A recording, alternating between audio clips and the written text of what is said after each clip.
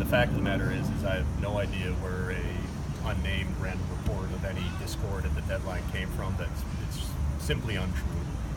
There was no trade or direction or whatever it was described as vetoed, so to speak, at the deadline. And we are of a similar mindset as to how best to proceed. And we've had a number of conversations, both Kenny and I, as well as Kenny, Jerry, and I, about the best way to approach the off-season and what we want to accomplish. And once the off-season rolls around, we will start executing that plan.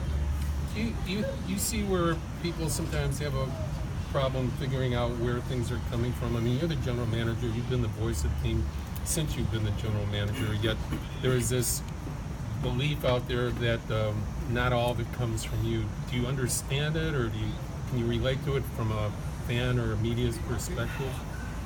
It's hard for me to relate to it from a media perspective. Okay, how about a fan's perspective? From a fan perspective, sure. No, in all seriousness, we've had these conversations going back to the day I assumed the position about how this operation works. I've been here now for 16 years, been part of essentially every major decision from the start when I got here, and that's involved sitting down with both Kenny and Jerry and having an open dialogue and exchange of ideas and coming to what we felt was the best decision as a group. I would not have taken the position of general manager if I didn't think it was a recipe for us to be able to have success as a group. I understand why from time to time it comes up, especially when there's some unnamed report of discord.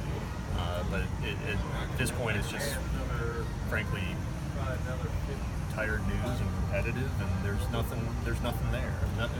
None of us would be here doing what we do if we didn't feel we were set up to have the potential for success.